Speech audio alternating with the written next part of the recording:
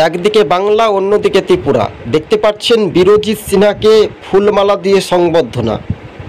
গৌরনগর অঞ্চলের অধীনে একাধিক গ্রাম পঞ্চায়েত জয় হওয়ার পর থেকে বাম কংগ্রেস জোটের জয়ী প্রার্থীরা রীতিমতো কংগ্রেসের জয়ী প্রার্থীরা বিরোজিৎ সিনহার বাড়িতে রীতিমতো বৈঠকে বসেন এবং ফুলমালা দিয়ে কংগ্রেসের বিধায়ককে সংবর্ধনা দেওয়া হয়। 12ই আগস্ট পঞ্চায়েত ভোটের ফলাফলের নিরিখে কৈলাসশহরে একটা বাজিমাত করেছিল জোটের। ইন্ডিয়া জোটের একটা হাওয়া তো নিশ্চিন্তেই ছিল, তবে সবটাই ঠিক থাকলে 2028-এর বিধানসভা কি ঠিকঠাক মতো বিরোজিৎ সিনহাদের মতো দাপটটা সব জেলার প্রভাব পড়তে পারে? পাহাড় ও সমতলে রাজনৈতিক চিত্রটা বদলে গেল। মোথাদল সেই রকম কোনো প্রভাব বা ফ্যাক্টর হতে পারেনি বলে রাজনৈতিক বিশেষজ্ঞদের মতামত। তবে বিজেপির জোট শরিক তারাও কিন্তু ভালো ফলাফলের দিকে এগিয়েছিল। তবে গেরুয়া ঝড়কে পেছনে ফেলেও কৈলাসশহরে বাজিমাত করেছিল কংগ্রেসের বিধায়ক বিরোজিৎ সিনহা। তবে বাম কংগ্রেস জোট শুধু কৈলাসশহরের 59 জেলায় মধ্যে জোট হয়েছিল। বাকি আসনে কিন্তু 35টি ব্লকের মধ্যে 1টি ব্লকে জোট হয়েছিল, 34টি ব্লকে কিন্তু জোট হয়নি। তারা নিজেদের মতো লড়াই করেছিল। তবে 59 জেলার প্রভাবে বদরুজ্জামান মহাশয় তিনি জানিয়েছেন, মোহাম্মদ বদরুজ্জামান তিনি বলেন, আরও ভোটের ফলাফলের নিরিখে ভালো হতো। পঞ্চায়েত ভোট মানুষ শান্তি সুষ্ঠু পরিবেশে না দিতে পারলে এটি গণতন্ত্র নামে কলঙ্কিত হচ্ছিল। তবে শেষ পর্যন্ত কৈলাসশহরের মাটিতে বিরোজিৎ সিনহার এই ক্ষমতা দাপট একেবারে স্পষ্ট দেখা গেল। দর্শক বন্ধুগণ, যারা যারা আমাদের ফুটেজগুলো দেখছেন, ভিডিও ফুটেজগুলো অবশ্যই চ্যানেলটিকে সাবস্ক্রাইব করে সঙ্গে থাকবেন। রাজনৈতিক মহলে সমস্ত রকমের সব জল্পনা কল্পনার অবসান ঘটিয়ে বাস্তবে একটা হাওয়া কিন্তু নিশ্চিন্তে ছিল। আর এই হাওয়া নিশ্চিন্তে ছিল বলেই রাজনৈতিক মহলের তো একটা স্বাভাবিকভাবে ধারণা ছিল রাজ্য রাজনীতির বিষয়টা দ্রুত গতিবেগে এগিয়ে যাওয়ার। সম্পূর্ণ রকমের আপনাদের সঙ্গে যে প্রতিক্রিয়া বা প্রতিবেদনগুলি তুলে ধরছি, প্রত্যেক রাজনৈতিক দল ও মত নির্বিশেষে মানুষজন যে জুনিয়র ডাক্তার আরজি করের ঘটনা নিয়ে আগরতলা থেকে ত্রিপুরা রাজ্য রাজনীতিতে প্রতিবাদ বিক্ষোভ সমাবেশ চলে। তবে এবার অন্য একটা চিত্র আমরা দেখতে পাচ্ছি। আগরতলার রাজ্যের মাটিতে দাঁড়িয়ে বিরোজিতের প্রভাব বা বিরোজিত কতটা শক্তি প্রয়োগ করবে সেটার উপরে নির্ভরশীল। তবে হ্যাঁ, এবার যে রাজনৈতিক ভূমিকা নিরপেক্ষতা বজায় রেখে মানুষের আকর্ষণীয় প্রভাব, সেই প্রভাবটা কতটা দ্রুত গতিবেগে এগিয়ে যাবে দর্শক বন্ধুগণ, তার ফলাফলের নিরিখে কিন্তু আমরা বুঝতে পারছি। বিরোজিৎ সিনহাকে যাকে দেখতে পাচ্ছেন, অর্থাৎ গলায় ফুলের মালা এবং একটা রয়েছে চাদর, একেবারে সরাসরি, অর্থাৎ যে একটা দেখতে পাচ্ছি একটা কাপড় রয়েছে, অর্থাৎ সাদা কাপড় আমরা বলতে পারি। কিন্তু এবার যে বাম কংগ্রেস জোটের একটা হাওয়া ছিল 59 জেলায়, সেখানে গৌরনগর পঞ্চায়েত সমিতি 8টিতে কংগ্রেস জয় হয়, বামেরা 2টিতে, বিজেপি 3টিতে। সেখানে ইন্ডিয়া জোট ব্লক তারা গঠন করতে চলেছে। পঞ্চায়েত সমিতির চেয়ারম্যান কে হবে, আর এই নিয়ে বিরোজিৎ সিনহার কাছে দরবার রাজনৈতিক মহলের নেতৃত্ব বা প্রতিনিধিরা জয়ী প্রার্থীদের নিয়েও কিন্তু একটা আলাদাভাবে গোপনীয় মিটিং বসতে চলেছে বলে কংগ্রেস সূত্রের বা বাম সূত্রের খবর। শেষ পর্যন্ত বামেদের আলিমউদ্দিন সূত্র থেকে কি খবর আসছে সেটাও কিন্তু কেন্দ্রীয় নেতৃত্ব দেখার একটা বিষয়। তবে বিরোজিতের ওপর ভরসা রাখতে পেরেছে জনগণ। আশিস কুমার সাহা সেই রকম কোনো ফ্যাক্টর বা প্রভাব হতে পারলেন না, তিনি যিনি প্রদেশ সভাপতি রয়েছেন, প্রদেশ কংগ্রেস সভাপতি হয়েও। এদিকে সুদীপ রায় বর্মনেরও কাটা ঘায়ে ছাকা কিন্তু লেগে গেল একেবারে স্পষ্ট, কেননা তাদেরও বিধানসভাতে কিন্তু ভরাডুবি হেরেছে কংগ্রেস, সেখানে তাদের প্রভাব বা ফ্যাক্টর হয়নি। অন্যদিকে বিটারনগর থেকে একটা খবর আছে যে সূর্যমণিনগর, 18 সূর্যমণিনগর, সেখানেও কিন্তু মানুষজন কতটা ফ্যাক্টর হয়ে ভোট দিতে পারেনি। বেশিরভাগ গ্রাম পঞ্চায়েতই বিনা প্রতিদ্বন্দ্বিতায় জয় হয়েছিল গেরুয়া ঝড়ে। তবে সেই গেরুয়া ঝড়কে জোর টক্কর দিয়ে কিন্তু কংগ্রেস নেতা বাজিমাত করলেন একেবারে স্পষ্টভাবে বিরোজিৎ সিনহা।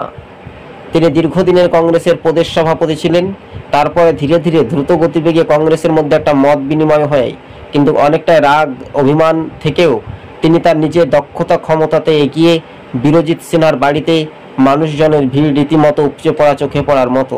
আর বিরোজিৎ সিনহা তিনি বলেছিলেন গৌরনগর এবং আরডি ব্লকের বিভিন্ন যেটা এক প্রকার হয় সেটা কিন্তু রাজনৈতিক সমীকরণে যেটাই করে ভগবান সেটাই মঙ্গলের জন্য করে, একেবারে স্পষ্ট। নাম না করে আরও একটা তীব্র নিন্দার ঝড় কিন্তু উঠছে সোশ্যাল মিডিয়ার মাধ্যমে। তবে পঞ্চায়েত সমিতির চেয়ারম্যান কে হবে এই নিয়ে কিন্তু এখন তোড়জোড়, তবে সময় এলে পরিষ্কার চিত্রটা বোঝা যাবে। তবে এডিসি ভিলেজের নির্বাচন হচ্ছে না কেন, এই নিয়ে তদন্ত কি করবেন? এই নিয়ে ময়না তদন্ত রিপোর্ট করবেন কি বিজেপির যিনি জোট শরিক রয়েছেন মোথা দলের সুপ্রিমো প্রদ্যুৎ কিশোর দেববর্মা?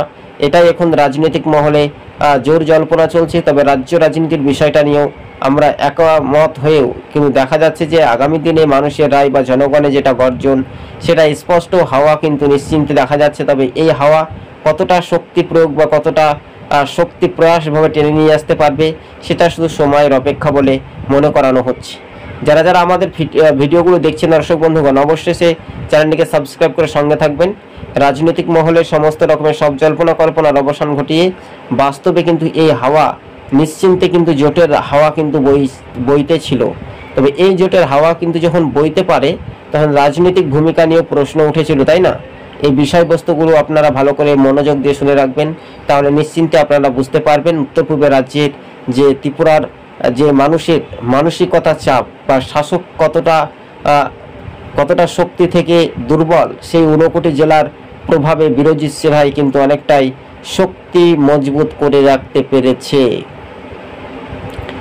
ত্রিপুরাতে রাজনৈতিক ভূমিকা হিসেবে প্রতিটি রাজনৈতিক দলই শক্তি বৃদ্ধি আমরা এক কথায় বলা যেতে পারি। মোথা, কংগ্রেস, সিপিএম, বিজেপি সহ অন্যান্য রাজনৈতিক দলগুলো তারাও কিন্তু 1 ইঞ্চি জমি ছাড়তে রাজি নয়। তারা নিজেদের মতো দক্ষতা হিসেবে এগিয়ে যাওয়ার যে একটা বার্তা বা অঙ্গীকার, সেটাও কিন্তু দ্রুত গতিবেগে এগিয়ে যাচ্ছে। তবে রাজনৈতিক মহলে আজ না হলে কাল শাসক বনাম বিরোধীদের রাজনৈতিক চর্চা কিন্তু সোশ্যাল মিডিয়ার মাধ্যমে আমরা শুনতে পাচ্ছি দর্শক বন্ধুগণ। তবে আজকে ছিল আমাদের এই পর্যন্ত প্রতিবেদন। আপনি যদি আমাদের চ্যানেলের সঙ্গে নতুন দর্শক হয়ে থাকলে চ্যানেলটিকে সাবস্ক্রাইব করে সঙ্গে থাকবেন। আপনাদেরকে আরও একবার আমরা জানাচ্ছি, ত্রিপুরার কৈলাস শহরে কংগ্রেস বিধায়কের বাড়িতে তোড়জোড়ভাবে বৈঠক এবং জয়ী প্রার্থী সদস্যদের নিয়ে একটা আলোচনা চলছে। আর এই আলোচনার মূল ভিত্তি বা মূল ইস্যুটা কি ছিল, সেটাই সাধারণ মানুষজন গ্রহণযোগ্যভাবে জানতে পারে। তবে আগামী দিনে যে মানুষের রায় বা গ্রহণযোগ্য হিসেবে কতটা এফেক্ট বা কতটা ফ্যাক্টর হবে, তার ব্যাপারটাও নিয়ে কিন্তু রাজনৈতিক মহলে আলোচনা চলছে। স্বাভাবিকভাবে মানুষের দক্ষতা বা মানুষের পরিচর্যা হিসেবে এক প্রকার হাওয়া কিন্তু নিশ্চিন্তে বোঝা যাচ্ছে। তবে যখন মাঠে নেমে ঘাটের খেলা, জোট বেঁধেছে বাঙাল ঘটি, ভয় পেয়েছে হাওয়াই চটি, আর কতদিন চলবে নারী নির্যাতন, এটাই বাংলার ধর্ষণকারী, দোষীদের শাস্তির দাবিতেও একই কায়দায় মুখ খুলেছেন বিরোজিৎ বাবুরা। তো বিরোজিৎ সিনহারা জানেন যে হাওয়াই চটি যখন ভয় পাচ্ছে বাংলার মুখ্যমন্ত্রী মহিলা হয়ে, তখন ত্রিপুরাতেও আইন শৃঙ্খলা নিয়েও তিনি মুখ খোলেন। আর এই বিষয়টা নিয়েও কিন্তু দেখা যাচ্ছে দর্শক বন্ধুগণ, রাজনৈতিক চাপানোতর কিন্তু এটা স্পষ্টভাবে বোঝা যাচ্ছে। তবে হ্যাঁ, হালকা মধুর স্বর, হালকা উজ্জীবিত মানুষের পাশে থেকে রাত পোহায় না দিন পোহায় না, এটাই ছিল অঙ্গী ভূমিকার হিসেবে একটা সক্রিয় জর্জরিততাই, তাই না? এই বিষয়গুলি ভালো করে মনোযোগ দিয়ে শুনে রাখবেন। তাই তো এবার সেটা স্পষ্টভাবে আমরা জানতে পারছি দর্শক বন্ধুগণ। উত্তর পূর্বে রাজ্যে ত্রিপুরার পঞ্চায়েত ভোটে যে ফলাফলের নিরিখেও সেটা 12ই আগস্ট হয়েছিল এবং 8ই আগস্ট ভোট গ্রহণ হয়েছিল। তবে শান্তি নির্বিঘ্নে মানুষজন বিরোজিৎ সিনহার বাড়িতে কংগ্রেস ও বামেদের নিয়ে একটা পর্যালোচনা হয়ে আলাদাভাবে তারা বৈঠকে বসেন। বিরোজিৎ সিনহা স্পষ্টভাবে জানিয়েছেন যে তাদের সক্রিয় ভূমিকা হিসেবে বা দক্ষতা নিয়েও রাজনৈতিক মহলে যে প্রশ্ন উত্তর, সেটাও নিয়ে কিন্তু আলোচনা চলছিল এবং স্বাভাবিকভাবে সেটা এখন পরীক্ষা বা নিরপেক্ষতা বজায় রেখে মানুষের উদ্বিগ্ন কাজ কিন্তু চলছিল দর্শক বন্ধুগণ। তবে হ্যাঁ, এটাই যখন রাজনৈতিক পরিচর্যা বা রাজনৈতিক ইতিহাস, সেটাই যদি তাই হয়, তাহলে রাজনৈতিক ভূমিকা হিসেবে ত্রিপুরা বাংলার মানুষ কতটা আকর্ষণীয় নিরাপত্তায় ভোগাভোগী বসবাস করছে, বসত বাড়ি ভিটে বাড়ি সবই গেল ছুটে, বিরোজিৎ সিনহার বাড়িতে সদস্যদের জয়ী হয়ে আশা ভরসা রাখে। এটা একটা স্বাভাবিকভাবে কিন্তু মানুষের রায় জনগণের গর্জনে সেটাই কিন্তু একেবারে স্পষ্ট হবে, সেটাই কিন্তু ইঞ্চিতে ইঞ্চিতে হিসেব হবে। তাই তো এই হিসাব অনুপাত, মানুষের আকর্ষণীয় প্রভাব কিন্তু হাওয়া নিশ্চিন্তে দেখা যাচ্ছে দর্শক বন্ধুগণ। এই আজকে আমাদের এই পর্যন্ত প্রতিবেদন। উত্তর পূর্ব রাজ্যের ত্রিপুরাতে কৈলাস শহরে কংগ্রেসের বিধায়ক বিরোজিৎ সিনহার বাড়িতে বৈঠক জয়ী প্রার্থীদের।